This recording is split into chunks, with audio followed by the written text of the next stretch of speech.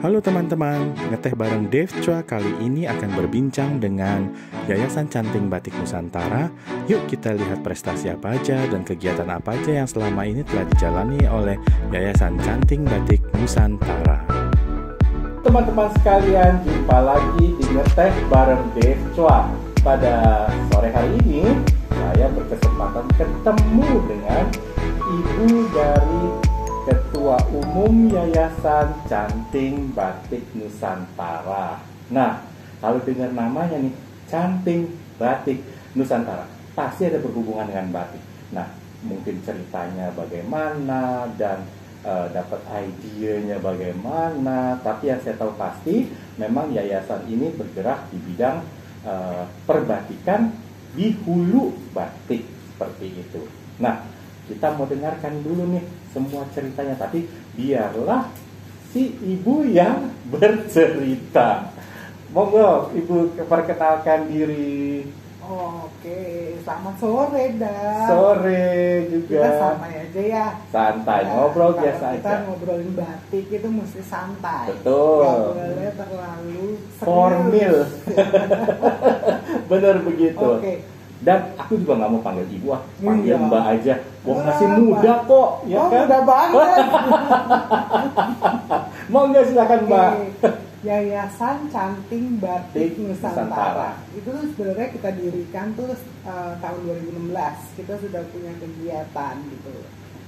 Canting Batik Nusantara itu memang didirikan atas dasar cinta batik aja sih. Maksudnya nggak terlalu neko-neko, nggak kebanyakan Yang berpikir aneh-aneh ya. begitu ya. Betul. Tetapi memang kita semua sekelompok orang yang mencintai batik, terus kita berkumpul dan kita berpikir bagaimana caranya supaya batik itu bisa terus ada di bumi Indonesia ini. Karena Betul. batik itu sangat Indonesia, batik itu hanya dibuat di Indonesia. Betul Dan kita sekali. buat batik itu tidak seperti segampang itu. Jadi Betul. makanya kita perlu banget untuk membantulah supaya batik itu tetap ada, eksis terus di Betul. Indonesia dulu gitu. Betul. Jadi waktu itu tuh sebenarnya kita juga pengen bagaimana nih caranya gitu, karena bukan kita doang ya, udah banyak orang sebenarnya yang melakukan preservasi ya batik tuh, bukan yayasan Canting Batik Nusantara aja, udah banyak, Ya, banyak. betul. Tapi kita memang pengen punya peran juga karena yang tadi kita cinta batik. Jadi keluarlah visi kita Yayasan Canting Batik Nusantara itu 3, yaitu Pelestarian, kultivasi, kultivasi, dan lintas generasi. lintas generasi. Ini penting sekali lintas generasi kan. Iya.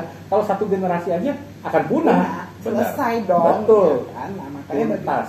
bagaimana kita bisa memberikan tongkat estafet ini kepada generasi berikutnya. Ya, ke generasi itu PR milenial banget ya. loh, Dav, ya kan. Banget, Gitu. saya Karena tahu. kita sendiri aja mengerti batik ya cukup lama, tapi makanya mencintai itu adalah suatu hal yang lebih baik lah daripada begitu kita mengetahui bahwa itu adalah sebuah proses yang luar biasa yang hanya dipunyai oleh orang Indonesia. Memang jadinya agak ribet, tapi nggak apa-apa, kita cinta batik, memang saya cinta batik kok gitu. Betul.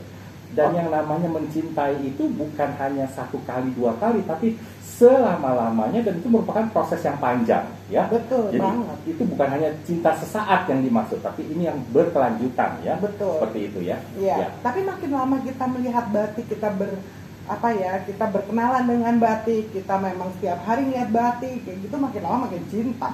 Ya, pasti. Masalahnya begini, kalau saya dikasih batik ya 1 lembar, itu cintanya luar biasa. Besok dikasih lagi, cintanya luar biasa. Nah, tambah Jadi, banyak, tambah ya. banyak cintanya, begitu. Tidak ada habisnya. Bener sih gitu. Nah memang sih pelestarian itu penting gitu. Ya. Tapi maksudnya semua orang juga yang ngerti batik, yang seneng batik, yang cinta batik pasti pengen melestarikan batik. Satu-satunya sebenarnya yang paling gampang untuk melestarikan batik itu adalah kita mempunyai batik dengan cara kita membeli batik dari pembatik. Ya, itu benar sekali. Beberapa kali memang saya sempat menyinggung itu, karena dengan membeli kita artinya membantu UKM tersebut. Betul. Ya, begitu. Ya. Kalau kita nggak beli, ya siapa yang mau beli? Nah, mereka pun juga nggak bisa produksi karena mereka tidak bisa menghasilkan uang. Ya. Begitu. Jadi itu adalah hal yang benar. Nah, sekarang kita mendengar dari dari Mbak Sandra sendiri, bahwa memang harus ada kita membeli produk itu, jadi supaya mereka tetap berkelangsungan, ya. Iya. Karena batik itu sendiri sebenarnya nggak lekang waktu kok. Maksudnya kalau kita beli sekarang terus tiba-tiba terus jadi kuno, itu kan enggak. Nah, justru bakal makin kuno malah makin mahal, ya kan? Iya. Makanya jadi sekarang itu kan suatu hal yang bukan maksudnya kita beli, ya kalau kita beli produk seperti kayak misalnya suatu brand lah kayak gitu. Tapi kan dia kan kayak tahun depan mungkin dia udah jadi kelihatan kayak enggak fashionable gitu out loh. of date, Yes. begitu ya. Jadi maksudnya tertinggal gitu Mas ya. Tapi kalau batik lah, contohnya misalnya batik lawas ya. Nah, batik lawas itu sejak dari tahun 1800 atau 1900 awal, malah makin lama nilai investasinya makin bagus ya. Betul. Jadi bukannya malah jadi out of date, tertinggal, jadi sesuatu yang kuno, malah makin kuno malah makin bagus. Bagus. Ya kan? Seperti Betul. itu. Ya. Jadi itu salah satu kita cara melestarikan. Nah, yang kedua sebenarnya banyak lah cara melestarikan. Mungkin itu udah sering banget dibahas. Kita dengar ya. Bagaimana Betul. cara melestarikan gitu. Tapi yang nggak kalah penting di sini, maka kita berpikir di dalam yayasan ini adalah kultivasi. Kultivasi itu adalah sebuah pembibitan, pertumbuhan apa ya? Sebenarnya ini dipakai di kata-kata untuk misalnya kayak untuk tanaman sih kayaknya, pertanian gitu. Betul. Tapi memang kata-kata ini bagi kita tuh cukup kuat ya untuk di dalam batik ini gitu, karena kita perlu pembaruan, pertumbuhan gitu dengan cara apapun gitu loh, supaya si batik ini bisa terus mengikuti keadaan sekarang, situasi dan kondisi gitu. Mengikuti perkembangan zaman. Betul gitu. Tapi itu dibutuhkanlah pupuk-pupuk ya, dibutuhkanlah kita harus menyiangi itu kata-katanya ya. Tapi dengan cara yang sekarang. Ya. Memang kultivasi itu mungkin belum banyak tersentuh ya, tapi bukan berarti belum ada yang melakukannya. Sudah ada, tetapi itu tetap harus kita kuatkan dalam industri batik supaya nggak punah. Betul. Nah, itu adalah salah satu pekerjaan di hulu. Jadi itu yang kita harus jaga ya, supaya mereka ini tidak sampai hilang atau mereka ini punah ya, atau mereka ini berkurang ya. Karena itu sangat penting sekali jadi untuk kultivasi begitu. Jadi tetap ya berkelanjutan juga seperti itu ya. Ya, makanya kita juga lebih konsentrasi di hulu. Hulu, betul. Karena hilir itu kan hasil akhir ya. Mungkin maksudnya sekarang banyak sekali puluhan ribu batik diproduksi. Mungkin sudah banyak juga yang melakukan bagaimana cara mendistribusikan batik tersebut kepada market ya. Tetapi di hulunya ini yang harus kita jaga juga supaya hilirnya ini nanti bisa terus berjalan baik. Betul, gitu. Betul. Jadi pengadaan misalnya kayak morinya gitu loh, bagaimana cantingnya gitu, bagaimana malamnya gitu loh. Itu juga harus kita pikirkan supaya lancar di hilirnya. Betul. Karena itu semua terkait ya. Jadi kalau batik itu tidak hanya cuma satu lembar kain, tapi itu banyak sekali rentetannya. Mulai dari canting seperti tadi yang Mbak Sandra katakan, canting, malam, mori dan lain sebagainya. Salah satu tidak akan jadi batik. Ya, itu definitely pasti begitu. Jadi memang salah satu tugas atau salah satu keprihatinan dari Yayasan Canting Batik Nusantara adalah di hulu batik, karena di hulu itu sangat berperan penting untuk kelanjutannya sampai ke hilir. Jadi supaya flow-nya atau arus jalannya itu baik, ya masing-masing ini kita harus jaga supaya tidak terputus di tengah jalan, ya seperti itu. Betul banget. Ya. Jadi kan batik itu kan proses kan ya, Proses. Maksudnya bukan ujuk-ujuk jadi batik. Betul. Gitu. Ya makanya sekarang kan kalau misalnya ujuk-ujuk jadi batik itu namanya motif batik ya, namanya tekstil.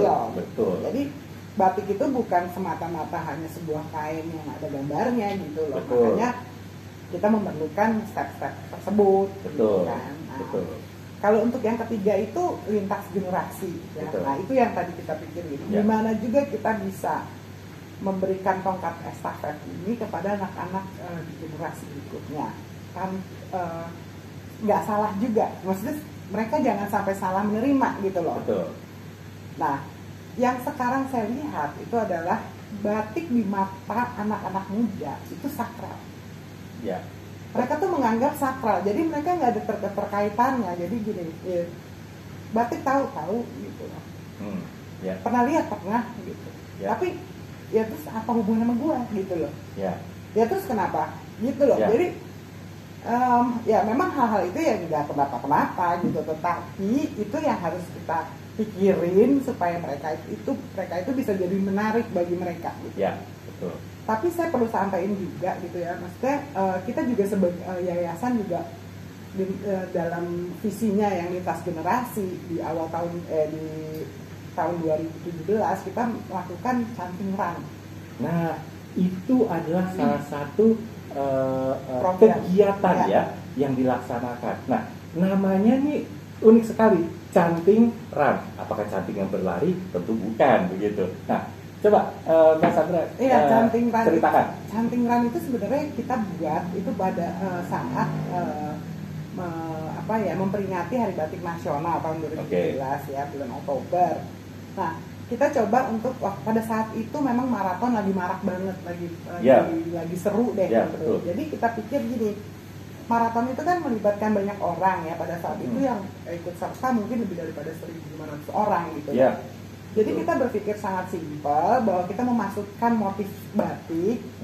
Bagaimana caranya yang maraton itu si 1.500 lebih orang itu mengenal paling tidak satu aja motif batik. Satu motif batik ya. Iya. Nah, sebagai contoh apa nih? Misalnya canting run, kalau saya boleh tahu, sudah berapa kali diadakan canting run? Udah 4 kali. 4 kali. Artinya ada 4 motif. Betul mungkin ya. Sekali. Nah, iya. Motif yang pertama apa itu? Jadi waktu itu konsepnya kita pengen membuatnya itu sesuai dengan jalur batik. Gitu. Supaya ada juga ceritanya, orang jadi nggak lupa gitu ya. Maksudnya orang dengan berlari tahu satu motif batik, bahwa batik itu dari mana, itu udah bersyukur banget gitu. Ya, betul. Sekali event gitu, sekali satu kegiatan bisa lebih dari 1.500 orang gitu tahu motif itu. Betul. Jadi awalnya kita mulai dari Jawa Barat dulu. Oke. Jadi waktu itu kita pakai motif Megamendung. Oh, oke. Megamendung itu yang pertama. Ya. Nah, terus abis itu kita ke apa ya? Tunggu dulu, saya lupa. Karena ada 4 ya, dan terlalu banyak motifnya, jadi itu mulai agak lupa. Enggak kok, maksudnya abis saya ingat ya, pertama tuh memang Megamendung ya. Terus yang kedua itu kita memakai Gurdo. Oke. Jadi setelah dari pesisiran kita masuk ke pedalaman gitu loh. Kita pakai Solo Gurdo. ya. Solo gitu. Terus setelah itu kita pakai kita ke Pekalongan. Oke. Dengan motif yang yang bulat-bulat itu Jelamprang. Oke. Gitu dah. Ya. Jadi itu udah Megamendung, Gurdo, Jelamprang. Ini sangat khas sekali ya dengan kota tersebut ya. Jadi apa yang dilakukan itu yaitu untuk sekaligus edukasi bahwa motif ini dari kota ini ya, lalu berlanjut lagi ke berikutnya ke kota ini. Jadi itu memang benar seperti yang tadi Mbak Sandra katakan, adalah suatu perjalanan ya. Jalur batik ya. Betul. Ya, maksudnya tentunya masih banyak yang kecil-kecil ya, tapi kita kasih yang besar-besar dulu supaya orang tuh nggak gampang diingatnya. Betul. Karena mengenal itu harus dengan sesuatu yang mudah diingat. Jadi jangan yang rumit-rumit dulu. Dari situ baru kita menelaah lebih jauh. Nah, yang keempat apa nih? Udan liris. Yes. Waduh, udan liris ini luar biasa. Udan liris itu agak susah bagi orang tertentu untuk mengerti karena apa? Motifnya itu sangat unik ya. Jadi dan ini juga tidak banyak orang tahu menurut saya udan liris ini ya. Di samping yang 3 di awal mungkin kita lebih paham ya. Kalau untuk udan liris ini memang agak sedikit jarang ya.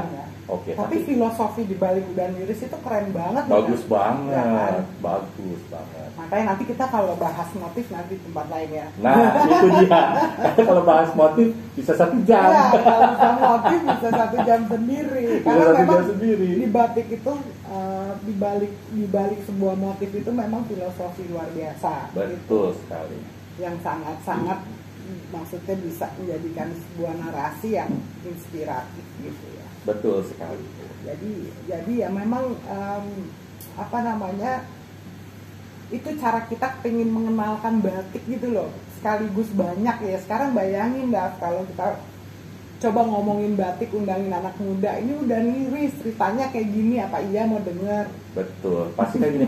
Aduh, ngomong apa sih, bosen deh, saya mendingan denger lagu aja deh. Iya kan? Ya kan? Maksudnya memang kita juga menjelaskannya bagaimana gitu loh, gitu. Betul. Mau kita loncat-loncat sambil apa juga tetap aja kan Nggak masuk. nggak ya, ada istilah. apa ya, nggak ada hubungannya gitu. Ya, Mereka pikir tidak terkoneksi. iya, kita nggak ada hubungannya.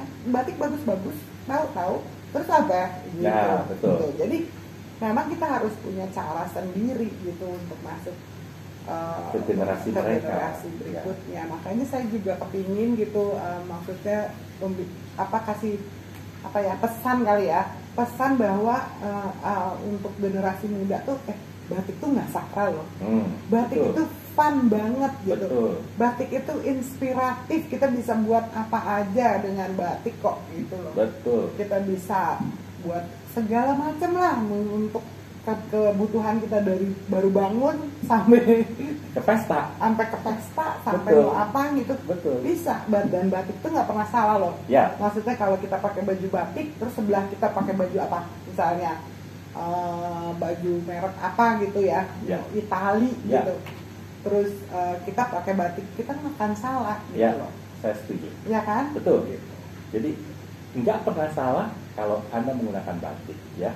Nah, memang ya itu tadi, kita perlukan trik-trik tertentu untuk anak muda untuk mencintai batik, karena memang nggak bisa kita bilang pakai batik ini, ya pasti nggak dipakai begitu. Nah, kita harus cari cara bagaimana menarik generasi muda untuk mencintai menggunakan batik, ya begitu. Benar begitu. Ya. Memang nggak bisa kayak kita flipping hands aja gitu loh. Nggak semudah itu. Semudah Betul, itu. saya setuju. Ya maksudnya kita juga sebagai orang tua mungkin kita juga mungkin harus kayak mendekatkan mereka dengan batik dengan cara misalnya ya setiap hari itu ada aja yang dipakai, misalnya placemat buat makan kek gitu loh, batik. Betul gitu loh. sekali. Misalnya lap apa, keset kek apa gitu loh. Ya. Jadi anak-anak itu memang hidup udah dengan Terbiasa ngeliat batik itu, dia pegang, dia Betul, feel gitu, terus betul. kayak dia juga dia ingat gitu di rumah dia tuh pakai batik kayak gitu. Betul.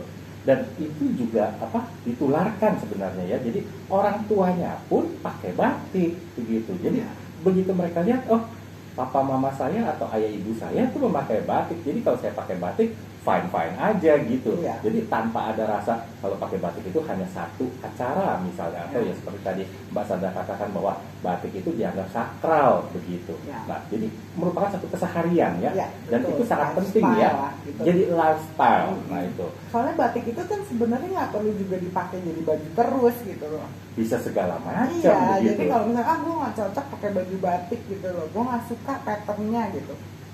Sekarang mau apa sih, pattern apa gitu misalnya? Ya. Kita mau monokromatik ada. Batik ada. Betul, gitu loh. ada. Oh enggak, saya sih terlalu rame gitu loh ya. Warnanya yang nggak jreng juga ada, gitu. Jadi banyak macam gitu. Terus kalau misalnya sekarang gue nggak suka tuh kalau yang terlalu abstrak ya. Sekarang mau second geometrik juga ada, gitu. Betul. Gitu, jadi gue tuh pakai baju polos-polos aja gitu. Ya udah, bisa juga ada batik yang polos cuma tanda tangan si pencantiknya doang gitu. Bisa. Itu kepolosan banget. Tanpa ada isennya, tanpa ada gambar. nggak apa-apa, ada, tapi kan itu batik Indonesia, marilah gitu, kita pakai batik Indonesia, walaupun itu polos. Jadi beragam ya. Ada kata mau yang cuma bunga sedikit ya ada, yang bukan bunga ya ada, mau yang kontemporer ya ada, mau yang pakeman ya ada, segala itu ada. Tapi yang penting adalah keinginan dari hati untuk memakai batik. Nah, itu emang sangat penting jika kita memilih batik. Jadi balik lagi itu dari hati kita untuk menggunakan batik, begitu. Karena batik itu juga banyak kok choicesnya gitu loh. Pilihannya banyak, ya. Bukan cuman karena batik itu parang gitu, bukan kan? Tidak, itu ribuan motif kalau kita mau sebut. Jadi tidak hanya satu macam dari satu kota, sedangkan batik itu ya berbagai macam. Memang kita selama ini tahunya hanya beberapa kota besar, misalnya seperti Pekalongan, Cirebon, atau Lasem, ya, ataupun Jogja seperti itu. Tapi ternyata banyak sekali batik-batik itu dalam satu pulau Jawa itu beragam sekali, begitu. Jadi nggak cuma satu macam doang. Nah, saya pernah diberikan masker, ya. Ini waktu awal-awal pandemi nih ya, tahun lalu. Nah, masker ini buatan tangan dari Mbak Sandra sendiri. Nah, ini bentuknya ya, dan ini adalah sulaman tangan Mbak Sandra langsung sendiri. Saya appreciate banget ya. Saya tidak dikasih tahu, tiba-tiba dikirimkan masker ini ketika tahun lalu. Begitu saya lihat, loh, kok ada sulamannya begitu. Saya lihat, loh, kok ada sulamannya. Dan ini adalah lambang dari Yayasan Canting Batik Nusantara ya. Itu yang perdamaian dunia. Oh, yang perdamaian dunia. Oke, itu program lainnya. Ya. Jadi begitu saya lihat ini, wah, ini sih luar biasa banget ya.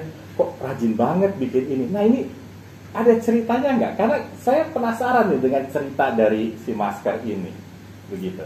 Itu kan awal-awal pandemi kan, gitu loh. Kita waktu itu namanya bukan PPKM tapi PSBB. PSBB, betul. Kita masih bingung waktu itu, nggak ngerti apa yang harus dilakukan gitu loh. Nah, waktu di rumah kita nggak bisa kemana-mana gitu ya. Jadi saya pikir ya emang awalnya yang pentingin, yang diperlukan untuk orang-orang itu kan adalah masker pada saat itu. Ingat nggak sih, masker habis lah, terus ada yang mahal, semua kosong di mana-mana dan harganya, aduh udah nggak bisa dipikir secara akal sehat ya. Begitu. Jadi saya pikir itu satu-satunya ya, saya pengen ya melakukan sesuatu lah ya, paling tidak kepada teman-teman yang seputar memang pencinta batik kayak gitu, untuk bisa, maksudnya ya udah. Ya mungkin gini loh, dengan masker batik aja kayak gini tuh saya langsung berpikir masker batik is always can protect you, you know. Nah, pada saat itu ya, kenapa saya pikir kayak gitu? Ya nggak tahu, tapi ya udah, batik itu kan nyaman. Ternyata waktu saya pakai juga, kan dulu kan kita masker masih susah banget. Nggak kayak sekarang segala macam ada ya. Ada, betul. Itu tuh kayak yang pengep lah, dulu inget nggak sih? Benar. Kita panas banget, kayak, betul. Aduh, kok jadi sesak napas gitu. Ya, betul. Nah, waktu aku pakai masker batik ini, maksudnya kenapa kok gitu? Nggak apa-apa gitu, maksudnya agak sedikit nyaman, betul. Gitu loh. Terus nggak keringetan gitu. Ya, betul. Ya udah, setelah aku lihat kayak gitu, itu berarti benar-benar nih batik ini juga. Itu yang kupikirin, batik always can protect you gitu kan, dengan pakai masker batik juga bisa tahan gitu loh. Dengan misalnya kayak ini deh, slobok gitu. Ya. Kan slobok dibalik di filosofi slobok kan juga bahwa dia akan bisa bisa menjadi pertahanan untuk kayak bad energy gitu kan. Yang memberikan kelegaan sebenarnya. Ya, nah jadi kita bisa ya sebenarnya kayak gitu tuh kan dengan filosofi yang ada gitu di balik itu, ya kita nggak perlu pakai slobok sih, kebetulan kok ini ada slobok ya. Dan sebenarnya di balik dari pembuatan ini juga percaya bahwa batik-batik ini pasti juga membantu UKM ya, yang memang kainnya itu dibeli untuk dibuat batik ini. Jadi ini salah satu sarana juga keprihatinan dari Yayasan Canting Batik Nusantara terhadap para UKM yang terdampak begitu. Jadi bukan hanya ya ini hanya satu ya, kalau dilihat prestasinya sih terjualnya cukup banyak ya kalau saya dengar ya waktu itu ya. Iya, waktu itu sih kita nggak jual sih sebenarnya. Waktu itu kita memang kita mengadakan seperti kayak donasi gitu. Ya. Gitu. Nah, hasil daripada donasi itu memang kita untuk membantu kayak UKM gitu. Betul. Yang maksudnya pembatik lah. Pembatik ya, karena mereka sangat berdampak sekali. Jadi ya, melalui pembuatan ini Yayasan Canting Batik Nusantara berdonasi untuk mereka yang terkena dampak dari pandemi begitu. Nah, ini adalah salah satu kalau menurut saya sih ini salah satu prestasi ya, dengan ide Mbak Sandra mengolah, mengulik ya. Tentunya semua tidak dengan sulaman tangan Mbak Sandra ya.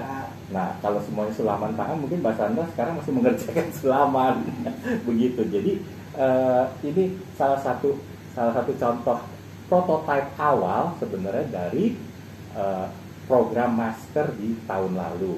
Nah, satu hal lagi yang prestasi luar biasa menurut saya di tahun 2020 adalah pembentangan kain 74 meter ya.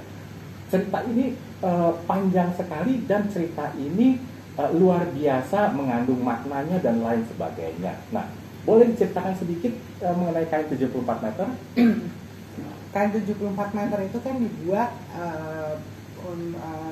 dalam rangka memperingati HUT RI ke-74. Oke. Jadi pada saat itu kita membuat 74 meter dari 8 sentra batik ya kan, terus dari 17 pencanting, cocokologi lah gitu kan. Betul.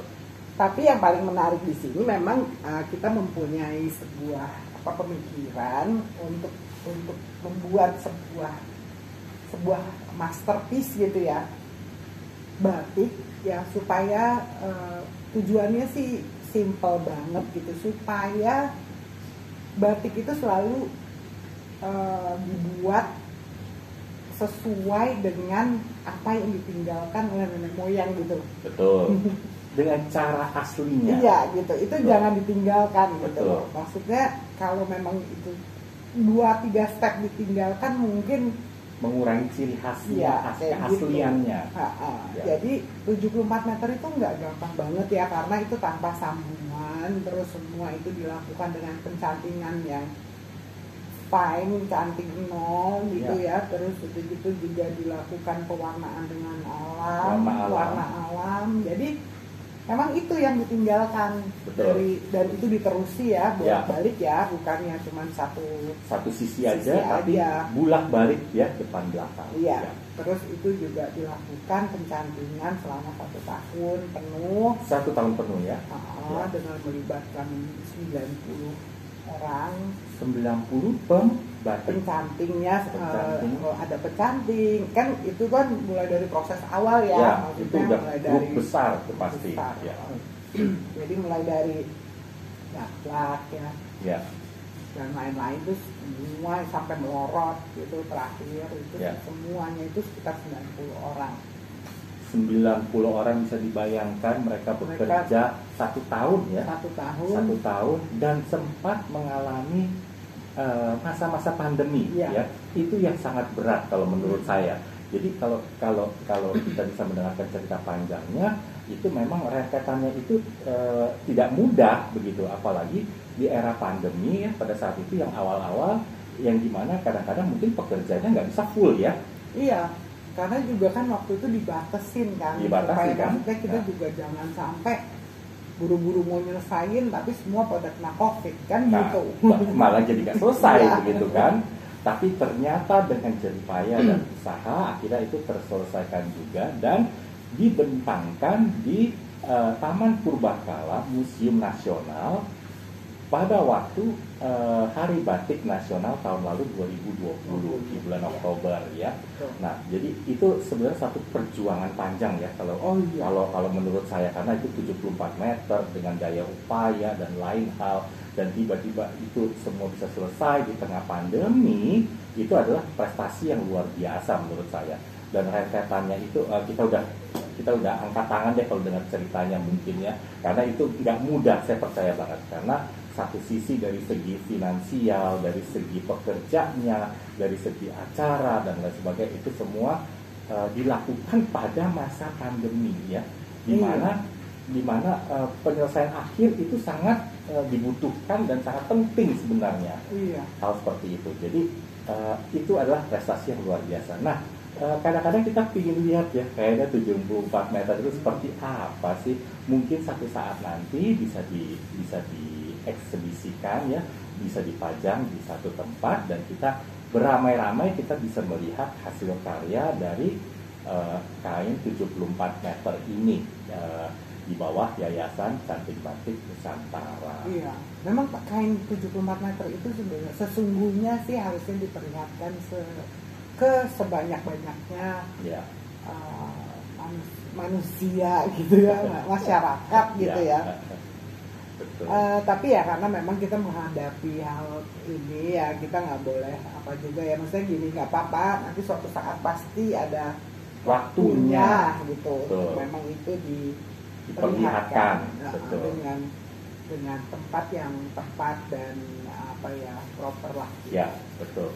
Karena kain 74 meter ini boleh dikatakan adalah satu warisan bangsa yang luar biasa bagusnya. Itu juga menampilkan mahakarya daripada para pembatik-pembatik ya, yang notabene pengerjaannya itu seperti Mbak Sandra katakan dilakukan seperti masa lalu. Jadi diterusi depan belakang ya, dua sisi.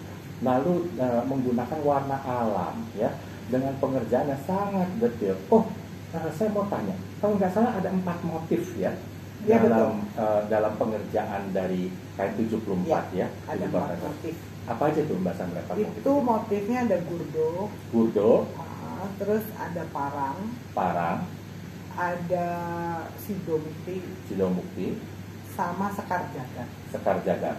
Ya. Jadi memang itu sebenarnya 4 itu, kenapa sih kita milih 4 gitu loh? Kita nggak milih, kan dari 1000 sekian motif kan bisa aja gitu. Nah memang 4 motif itu sudah dipakai untuk menjadi soft diplomasinya Kementerian Luar Negeri. Ya. Jadi maksudnya memang kita nggak usah banyak-banyak deh, kalau maksudnya gini, saya selalu nggak kepingin ngeribetin batik gitu loh. Batik itu kalau bisa jangan ribet. Kenapa? Karena dari 4 motif itu aja, setiap pengulangan panel itu lain-lain motifnya juga. Jadi parang itu aja kan ada berapa? Beragam parang. Iya. Tidak cuma satu macam. Parang barong, parang seling, parang kusumo. Betul. Berbagai macam parang. Itu baru parang, belum lagi yang lainnya. Lagi yang lainnya. Tentunya. Gitu. Jadi ya kita pikir kalau kita masukkan terlalu banyak motif, yang ada kan nanti kita juga ribet sama motifnya sendiri gitu. Ya. Jadi one at a time. Ya, betul. Nah, itu dalam 74 meter itu 4 motif itu digabungkan dengan masing-masing daerah batik gayanya. Jadi ada dari Madura. Nah, Madura membuat 4 macam itu dengan gaya Madura, begitu. Lalu ke Jambi ya, kalau nggak salah ya. Jambi juga begitu. Demikian juga Solo, Jogja, Cirebon, Pekalongan, Lasem, ya segala macam, tapi menggunakan 4 motif ini. Jadi kain 74 meter ini sebenarnya luar biasa indah banget gitu. Makanya kita sebenarnya rindu pengen melihat gitu ya, karena tahun lalu kita semua mengerti di era pandemi itu acara batik yang berkurang ya pada waktu itu. Tapi syukur Yayasan Canting Batik Nusantara bisa menyajikan satu acara di Hari Batik ya, yaitu digelarnya kain 74 meter Garuda Nusantara ya namanya. Ya, kain batik Garuda Nusantara. Kain batik Garuda Nusantara. Jadi itu sangat luar biasa membangkitkan hati kita para pecinta batik, dan itu banyak sekali yang ingin lihat batik ya, karena batiknya itu bagus sekali. Kebetulan saya berkesempatan melihat sekali batiknya. Tapi batiknya itu luar biasa bagus. Kita berharap satu masa nanti kain 74 ini bisa dipamerkan seperti Mbak Sandra katakan di tempat yang layak, yang proper untuk disajikan gitu ya. Betul sekali. Nah, Mbak Sandra, satu hal pesan untuk anak muda ini apa nih dari Yayasan Canting Batik Nusantara untuk kelanjutannya ke depan? Anak muda itu memang susah-susah gampang. Pasti lebih banyak susahnya sih daripada gampangnya sih ya. Ya kayak kita mau ngajar anak sendiri aja gitu loh. Tetapi maksudnya gini, kalau pesan saya seperti tadi saya udah katakan sebelumnya, itu penting. Kita harus melakukan. Ya. Gitu kan. Tapi kan nggak mungkin juga kita lakukan dengan tangan besi kan Ya. hari ini. Tidak bisa. Dan definitely tidak bisa. Nggak bisa. Jadi gini, pesan untuk hari ini ya, untuk sekarang deh, gitu. Itu adalah bahwa batik itu sangatlah tidak sakral sekarang ya. Lihat batik itu fun gitu. Cari funnya. Dia ada funnya loh. Gitu. Batik itu inspiratif. Ya. Kita bisa melakukan banyak hal dengan batik. Betul. Kita bisa melukis batik, even gitu kan. Ya. Kita bisa pakai batik untuk tidur, Bisa. untuk jadi selimut, Bisa. untuk bisa jadi topi, Ya. sepatu, Apapun itu. gitu. Ya. Apa aja. Jadi bagi anak muda sekarang kalau bisa carilah gitu, karena kenapa? Sekarang juga kan kita juga tidak terlalu terbuka ke luar negeri kan. Betul. Susah Iya kan? sekali. Ya. Nah, apa yang kita bisa lakukan sources di dalam negeri ini, ya salah satunya itu adalah batik gitu. Betul. Saya Gitu. setuju. Kalau kita bisa lakukan sesuatu dengan batik, mungkin ya apalagi anak muda kreatif banget kan sekarang gitu. Bisa mungkin dibikin apapun ya, maksudnya anak muda kan kalau berpikir teng ada sesuatu apa Iya, begini, gitu ada ya. ini begini ya, bisa bikin sesuatu Iya, apa dan begitu. anak muda itu kan selalu berpikir gini, bisa nggak sih batik itu nggak dibuat selama sepanjang itu prosesnya? Ya. Gitu. Atau misalnya dengan warna ini atau dengan motif ini dipadukan dengan ini atau bagaimana, itu kan cara mereka berpikir Iya. gitu. Nah, cuman yang pasti itu fun. Kalau menurut saya cari funnya dari batik, Ya. cari inspirasi dari batik. Betul. Jadi jangan dibawa berat, jangan dibawa, Iya. aduh ini kayaknya saya nggak bisa dengan ini, atau jangan berpikir seperti itu. Iya. Jadi dibawa, kalau bahasa viralnya dibawa enteng. Nah, seperti itu. Jadi Benar. kita bisa bermain dengan batik, kita bisa bermain dengan wastra. Jadi berkreasilah dengan kain-kain kita yang begitu beragam dan begitu indah. Kalian bisa memadukan batik dengan mungkin dengan songket, batik dengan tenun, ataupun batik dengan lainnya. Silakan, tapi jangan pernah merasa takut untuk bermain dengan kain-kain wastra, ya, seperti itu. Betul. Nah, Mbak Sandra, aduh luar biasa sekali bisa ngobrol ya, berbincang-bincang mengenai batik. Saya tahu lagi di tengah PPKM ini agak sedikit sulit ya kita untuk bertemu. Iya. Karena ya kita ngerti sendiri ya situasi dan kondisinya, tapi kita bisa berbagi cerita bersama dengan Yayasan Canting Batik Nusantara. Terima kasih sudah bisa ngeteh Terima bareng kasih banyak. Deca. Aku juga terima kasih loh. Sama-sama. Ya semoga bermanfaat. Gitu. Sangat Dan bermanfaat. sangat, kalau bisa juga lebih banyak lagi yang bisa apa sih mencintai batik itu Ya, aja, betul. supaya dari mencintai kita punya pikiran bagaimana caranya untuk melestarikan. Betul.